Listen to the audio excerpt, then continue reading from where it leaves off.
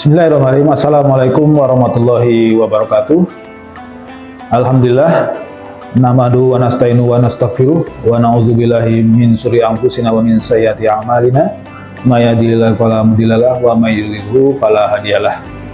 Qala ta'ala fil Qur'anil Karim, Bismillahirrahmanirrahim. Ya ayyuhalladzina amanu kutiba alaikumusiyam kama kutiba alal ladzina min qablikum la'allakum tattaqun.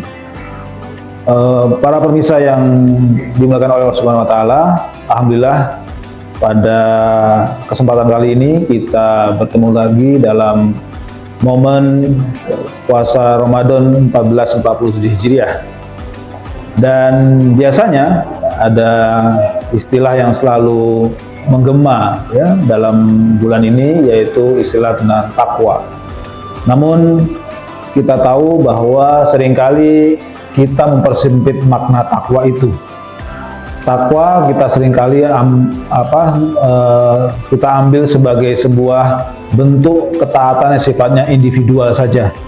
Jadi seolah-olah orang yang bertakwa itu cukup ketika sholatnya baik, kemudian akhlaknya baik ya, dan seterusnya.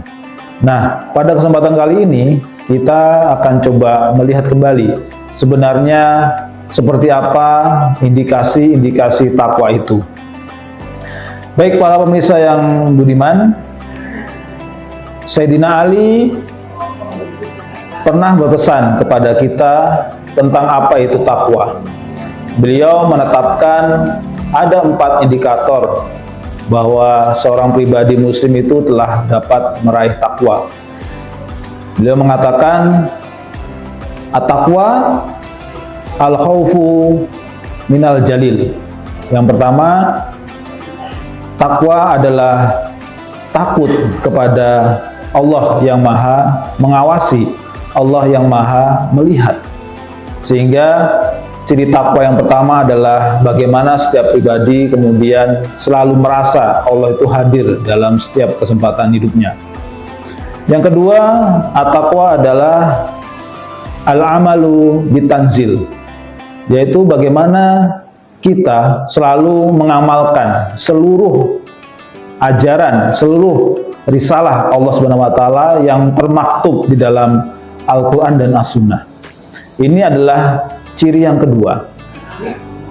Indikasi yang ketiga adalah al-qanaah bil qalil atau ar-ridha bil qalil. Ya, bagaimana kita merasa cukup dengan yang sedikit.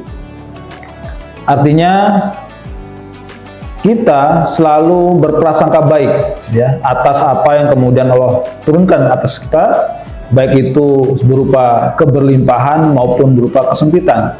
Karena sesungguhnya tidak ada yang menimpa kita, tidak ada yang terjadi atas kita kecuali atas izin Allah Subhanahu wa taala. Kemudian indikasi yang ketiga, yang keempat ya, yaitu al-istidadu liyaumir rohir ya, yaitu selalu mempersiapkan diri untuk menghadapi hari di mana kita berpulang, yaitu hari di mana kita akan mempertanggungjawabkan segala amal perbuatan kita, atau yang bisa kita sebut sebagai, atau biasa kita kenal sebagai yaumul hisab ya. Nah, pemirsa yang budiman, dari 4 indikator tadi ya, saya ingin menggarisbawahi pada poin yang kedua, yaitu al-amalu bitanzil ya, sebagai bentuk dari ciri takwa yang bisa dinyatakan atau bisa kita rasakan wujudnya, yaitu apa? Dengan diterapkannya hukum-hukum atau ajaran-ajaran Islam secara kafah. Kita ketahui bahwa ajaran Islam itu tidak hanya bicara tentang aspek spiritual saja ya, atau aspek berkaitan dengan hubungan manusia dengan Tuhannya, tetapi juga berkaitan dengan masalah politik, yaitu bagaimana aturan-aturan Islam itu diterapkan dalam kehidupan kita sehari-hari, yaitu kaitannya dengan hubungan dengan diri kita sendiri, hubungan dengan sesama manusia, dalam hal muamalah, dalam hal hukum, dan pengelolaan sumber daya alam yang ada di sekitar kita. Nah, inilah yang saya kira penting untuk kita garis bawahi sebagai sebuah bentuk berhasil tidaknya atau sempurna tidaknya takwa kita.